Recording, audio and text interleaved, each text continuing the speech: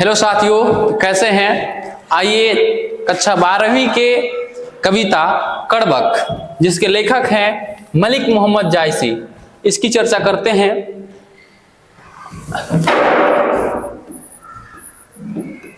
कड़बक, मलिक मोहम्मद जायसी, इनका यहाँ पे आप चित्र देख रहे होंगे। मलिक मोहम्मद जायसी जी, जो रूप से तो हीन लेकिन गुण में सबसे आगे थे। उनकी कुछ रचनाएं हैं जिसके बारे में हम, एक कविता है जिसके बारे में हम चर्चा करेंगे। अभी इनका हम लोग परिचय जान लेते हैं, इनके बारे में जानते हैं। इनका जो जन्म है 15वीं शताब्दी उत्तरार्ध अनुमानतः 1492 ईस्वी में हुआ तथा इनका जो निधन है 1548 में अनुमानतः। कोई एक फिक्स डेट नहीं है कि फलाने तारीख को हुआ, अनुमान किया गया है, इसलिए यहाँ पर अनुमानतः शब्द डाला गया है। इनका जो निवास स्थान है, आप इसमें एक चीज देख रहे होंगे, मलिक मोहम्मद जायसी।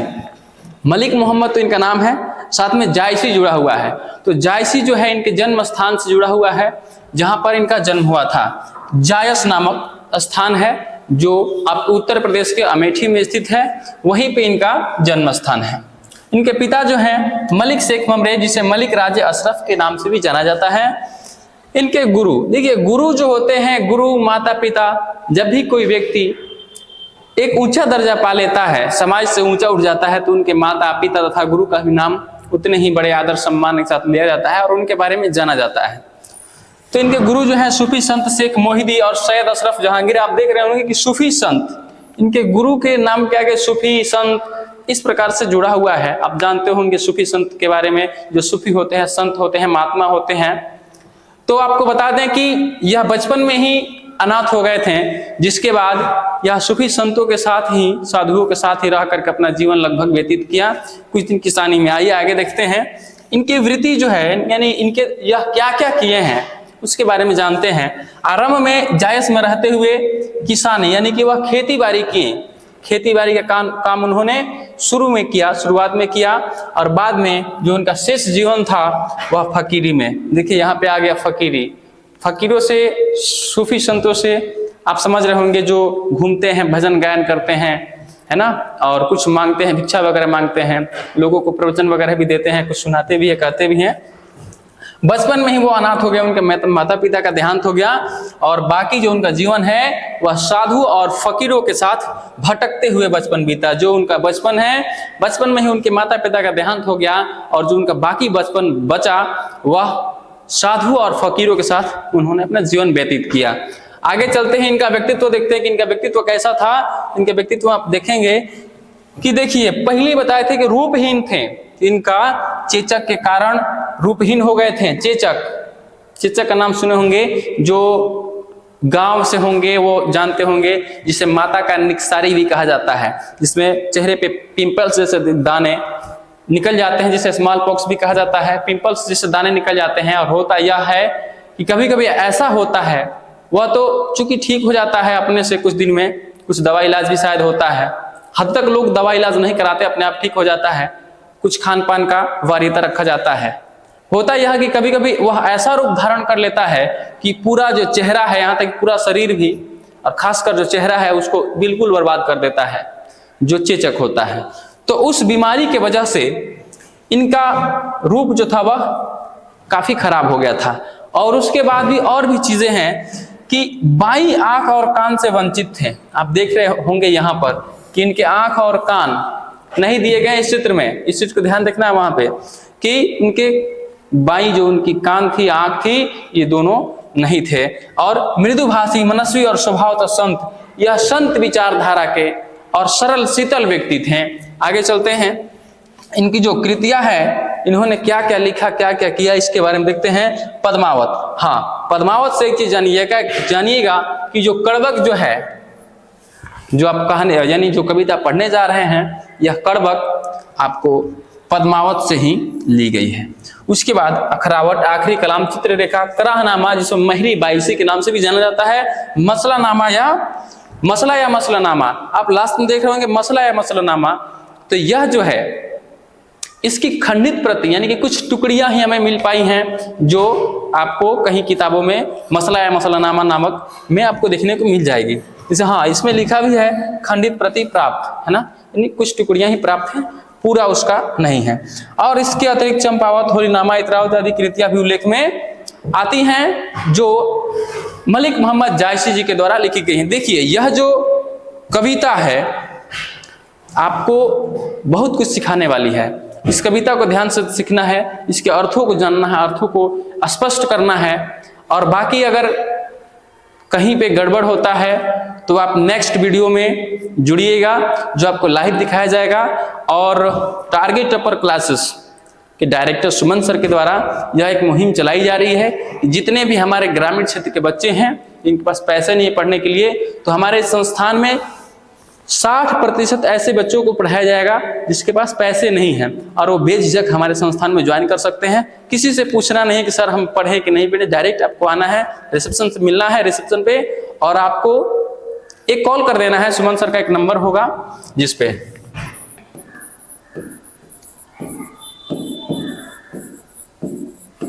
एक नंबर यहां आपको मिलेगा और एक नंबर बता देते हैं आपको।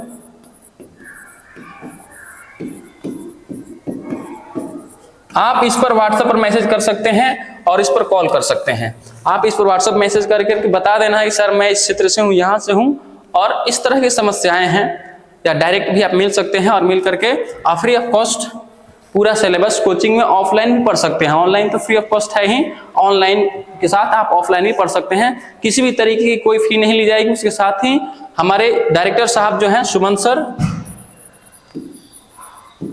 उनके द्वारा गरीब बच्चों को कॉपी किताब से लेकर सारी सुविधाएं दी जाती हैं। बेझिझक होकर के पढ़ें और सिर्फ पढ़ाई पर ध्यान दें। चलिए आगे चलते हैं। मलिक मोहम्मद जायसी जी की जो लिखी कविता है कड़बक, अब उस पर ध्यान देते हैं, देखते हैं। कड़बक, देखिए यह कविता तो बहुत कुछ सिखाती है, बस इसको पढ़ना आना चाहिए, इसको समझिए और समझ करके सीखिए इससे कि क्या है। एक व्यक्ति जिसका चेहरा खराब हो गया चेचक के कारण, एक आंख नहीं है, एक कान नहीं है, थोड़ी सी समस्या हो जाती है तो आदमी कहीं अच्छे जगह पे जॉब नहीं मिल पाती है, सरकारी जॉब से लोग छट जाते हैं, थोड़ी सी मेडिकल प्रॉब्लम हो जाती है तो। लेकिन बताइए एक ऐसा व्यक्ति जिसका चेचक से चेहरा खराब है, आंख नहीं है, एक कान नहीं है, फिर भी वह व्यक्ति कितना मतलब ऊंचा है जिसके बारे में हम आज भी पढ़ रहे हैं। जो अनुमान था जिसका पता भी नहीं है कि जन्म फिक्स डेट में कब हुआ कब नहीं हुआ, आज से 300-400 साल पहले, है ना, और उस व्यक्ति के बारे में हम पढ़ रहे हैं, तो ध्यान देना है आपको इस पर। यह कविता कहना क्या चाहती है, इसमें कवि का भाव क्या है। देखिए पढ़ने के अपने अपने अलग अलग तरीके हैं। यह जो कड़बक कविता है इसको पढ़ा जाए, इसमें 2 पद हैं, तो पहला पद हम लोग देखेंगे और उसके बाद दूसरा पद, इसके बाद पढ़ने का प्रयास करेंगे। पहला पद है, देखिए, एक नैन कवि मोहम्मद गुनी, एक नैन कवि मोहम्मद गुनी, सोई बिमुहा जय कवि सुनी, चांद जैस जग विधि अवतारा। देखिए इसमें जो अर्थ जो है, इसको अगर आप भाव से पढ़ते तो इसका आधा अर्थ आपको पता चल जाता है, उसके बाद आधा अर्थ जो नहीं पता चलेगा उसके लिए हम हैं, हमारा टारगेट अपर क्लासेस है।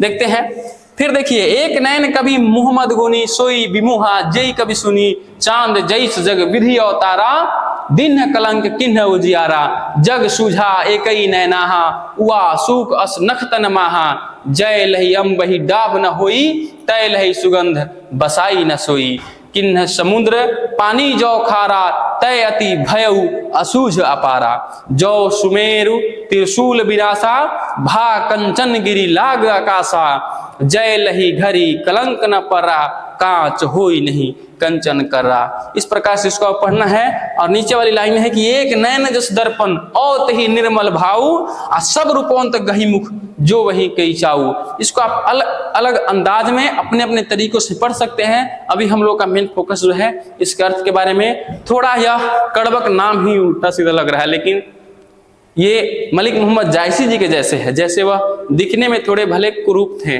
रूपहीन थे, लेकिन उनकी जो भाषा थी, उनकी जो रचनाएं थी, वाकई में पढ़ने के बाद एक अलग ही आनंद, एक अलग ही मजा मिलता है। इसके अर्थ की तरफ बढ़ते हैं। कवि कह रहे हैं कि, यानी कि यहाँ पे लिखा गया कवि के बारे में, यह कवि का परिचय है कि एक नैन कवि मोहम्मद गुनी, जो मलिक मोहम्मद, यानी कि मलिक मोहम्मद मतलब यहाँ पे मलिक मोहम्मद जायसी जी की बातें चल रही हैं कि वह जो मलिक मोहम्मद जायसी जी जो हैं, वह एक नयन के हैं, लेकिन क्या है, गुणी हैं, उनमें क्या है, बहुत गुण है। और सोई बिमुहा जय कभी सुनी, और जो भी उन्हें सुनता है एकदम मोहित सा हो जाता है। समझिए उनके शब्दों में और उनके लेखनी में कितनी ताकत है। चांद जैस जग विधि अवतारा, और बताया जा रहा है कवि के द्वारा कि चांद जैसे, यानी कि चांद जैसे को, चांद नाम ही एकदम से ना अलग हो जाता है। कोई कहता है कि आप तो एकदम चांद के जैसे दिखते हैं, तो चांद एक आपका पर्यायवाची शब्द हो जाता है, सुंदरों में सबसे सुंदर का है ना। देखिए कि कहा जा रहा है कि चांद जैसे को इस जगत में विधि यानी कि विधाता ने अवतार दिया है, फिर भी दिन है कलंक, क्या दे दिया, कलंक दे दिया है। लेकिन फिर भी चांद क्या करता है, चंद्रमा क्या करता है जी, किन्ह उजियारा, और वह उजाला करना नहीं छोड़ता है, वह उजाला ही करता है। और आगे देखते हैं कि जग सूझा एक ही नैना, वह कह रहे कि जग को मैंने सूझा, समझा, देखा, किससे जी, सिर्फ और सिर्फ एक ही आंख से, और हुआ सूख अस नख तनमाहा, कैसे, ठीक वैसे जैसे पूरे नक्षत्र में जो सूख तारा होता है और कोई तारा दिखाई दे या न दे, लेकिन वह अकेले खड़ा रहता है ना, अपना हौसला बनाए रखता है पूरे नक्षत्र में। आप देखे होंगे सूख तारा को। और आगे है कि जौ लही अम्बही डाब न होई, और बताया जा रहा है कि आम जो है सबसे सुंदर, सबसे बढ़िया फल है, मीठा फल है और सबसे स्वादिष्ट फल है। आम सब खाना चाहते हैं, लेकिन जब तक आम में डाब नहीं होगा, डाब का तात्पर्य यहां से कहा जा रहा है कि डाब का मतलब होता है चोप। जैसे एक चीज होता है आम में, जब आप आम खाते वक्त देखते होंगे, जो उसे गाड़ा जाता है, उसका जो डंठल होता है, डंठल से कुछ पानी के जैसे तरल पदार्थ निकलता है, जो काफी खतरनाक होता है, कभी कभी चेहरे पे लग जाता है तो वो जल जाता है वहां पे, ठीक है। तो वहीं पे डाब का मतलब होता है वही चोप का। यहाँ पे बात चल रही कि जौ लही अम्बही डाब नहीं, जब तक आम में चोप नहीं होगा तो लही सुगंध बसाई न सोई, तब तक वह क्या होगा जी, सुगंध से बसाने वाला नहीं है। अब आगे चलते हैं कि किन समुद्र पानी जो खारा, यानी कि जब समुद्र के साथ भी क्या हुआ कि समुद्र के पानी को जब खारा कर दिया गया, फिर भी वह क्या करता है जी, कि तो यानी कि तवती भयउ असूझ पारा, फिर भी वह क्या है, खारा है, लेकिन वह इतना असूझ है, इतना अपार है कि उसको नाप लेना, उसको पा लेना, उसको समझना बस की बात नहीं है। आगे चलते हैं कि जो सुमेर त्रिशूल विनाशा भाग कंचन गिरी लाग आकाशा, यानी कि जैसे ही सुमेर पर्वत को त्रिशूल मारा गया, वह क्या हो गया, कंचन का हो गया और आकाश के ऊपर यानी लाग आकाश यानी आकाश की तरफ बढ़ने लगा। आगे चलते हैं कि जो लही घड़ी कलंक ना पारा, यानी जब तक घरे में कलंक, आप देखते होंगे कि जब एक कुम्हार जब मिट्टी का बर्तन बनाते हैं तो बनाने के बाद उसे आग में तपाया जाता है, जलाया जाता है, यानी उसे तपाने से पहले उस घड़े में कोई दाग कलंक नहीं लगता है, लेकिन पकने के बाद ऐसा होता है कि उसमें कहीं कहीं काला काला दाग लग जाता है। तो जब तक उसमें दाग नहीं लगेगा, कलंक नहीं पड़ेगा, कांच हो ही नहीं कंचन करा, तब तक वह सोने जैसा, शीशे जैसे चमकने वाला नहीं है। और एक नयन जस दर्पण, आप इसको बहुत बढ़िया से पढ़ सकते हैं कि एक नयन जस दर्पण औते ही निर्मल भाव, सब रूपवंत गही मुख जो वही कई चाऊ। अलग अलग तरीकों से पढ़ना बताई है कि एक नयन जस दर्पण, कवि मलिक मोहम्मद जायसी बता रहे हैं कि एक नयन है, लेकिन वह कैसा है जी, दर्पण के समान है। औते ही निर्मल भाव, और क्या है जी, उनका मन जो है एकदम निर्मल है, सुंदर है।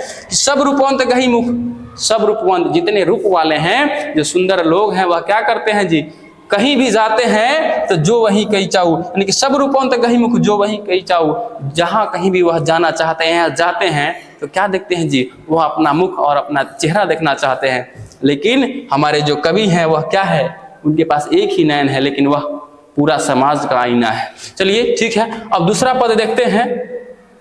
दूसरे पद पर ध्यान दीजिएगा, इसका दूसरा पद भी है, बहुत वेटेबल है, इसको देखना है ध्यान से। मुहम्मद यह कभी जोरी सुनावा, सुना जो प्रेम पीर पागावा, जोरी लाई रकत के ले गाढ़ी प्रीत नैन जल भई, औ मन जान कवित अस किन्हा, मकु यह रहे जगत मह चिन्हा, कहाँ सुरतन सेन यस राजा, कहाँ सुआ असी बुद्धि उपराजा, कहाँ अलाउद्दीन सुल्तानू, कहाँ राघो जही किन्ह बखानू, कहाँ स्वरूप पद्मावती रानी, कोई न रहा जग रही कहानी, धनी सो पुरुष जैसे कीर्ति जासु, फूल मरे पर मरे न बासु। और इसके बाद वाली जो लाइन है कि केई न जगत जस बेचा, केई न लिन्ह जस मोल, जो यह पढ़े कहानी हम संवरे दुई बोल। यहाँ पे इसका भाव अर्थ जो है इतना सुंदर है, आप पढ़िएगा तो आप में अगर कोई कमी भी है ना, उस कमी के बावजूद आप यह पढ़ करके अपने आप को महान बना सकते हैं। ठीक वैसे कैसे, देखिए यहाँ पर आगे बताया जाएगा कि मोहम्मद यह कभी जोर सुनावा मोहम्मद मलिक मोहम्मद जायसी जी कहते हैं कि मैंने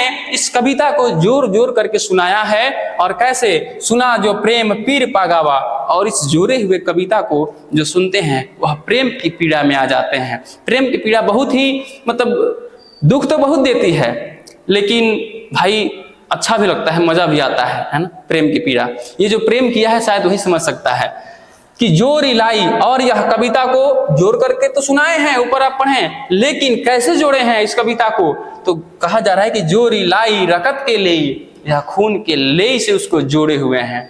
रकत की ले का मतलब आप समझ रहे होंगे, कभी कभी पोस्टर वगैरह साटने के लिए इस्तेमाल किया है ले का, आटा और पानी कुछ ऐसे मिला करके बनाया जाता है, गोंद है ना, उस प्रकार से तो बताया जा रहा है कि वह तो आटा पानी और कुछ गोंद वगैरह डाला गया था, लेकिन इसमें यह कविता जो है इसमें शब्दों को वह कैसे जोड़े हैं, तो अपने खून को ले ही बनाए हैं जी, अपने रकत को ले ही बनाए हैं। गाढ़ी प्रीत नैन जल भी, और गाढ़ी प्रीत करने के बाद यह कविता बन करके तैयार हुई है, आंख से अश्रु आते हैं। चलिए आगे बढ़ते हैं कि कहां सुरतन सेन यश राजा, सॉरी हाँ आगे एक लाइन छूटा है, ओ मन जान कविता से किन्हा मकु यह रहे जगत मह चिन्हा। और यह क्या सोच करके वह कविता लिखे हैं कि ओ मन जान, और मैं यह जान करके यह कविता लिखा हूं क्या कि ओ मन जान कविता से किन्हा मकु यह रहे, कि मैं रहूं या ना रहूं जगत मह चिन्हा, और इस कविता के नाम से चिन्हा जाए किसे, तो मलिक मोहम्मद जायसी जी को। हम मलिक मोहम्मद जायसी जी को, यानी यह कह रहे हैं कि हम रहें चाहे नहीं रहें, हमारे कविता के नाम से हमें जाना जाए, यह हमारे लिए बहुत है। और यही सोच करके हमने अपने रक्त से यह कविता को, अपने रक्त को ले बना बना करके इस कविता को मैंने जोड़ा है, एक एक शब्दों को जोड़ा है। और चलिए आगे चलते कि कहां सो रतन सेन यश राजा, और बता रहे हैं कि आखिर क्यों मैंने इस कविता को किया, तो इसलिए किया कि वे सभी लोग नहीं रहे। कौन कौन, जैसे कि कहां सो रतन सेन यश राजा, कहां सुआ असी बुद्धि उपराजा।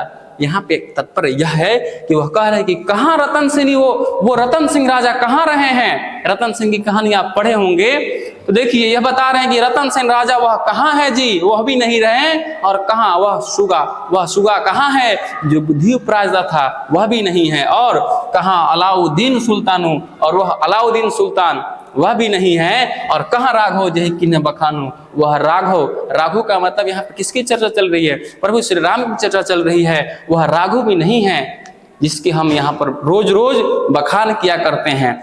और क्या है जी, कहां स्वरूप पद्मावती रानी, स्वरूप यानी कि सुंदर रूप वाली पद्मावती। पद्मावती के किस्सा आप पढ़े होंगे जी, जौहर वाली जो कहानी आप सुनते हैं। चलिए, तो कहां वह सुंदर रूप वाली पद्मावती रानी कहां रही है, वह भी नहीं रही।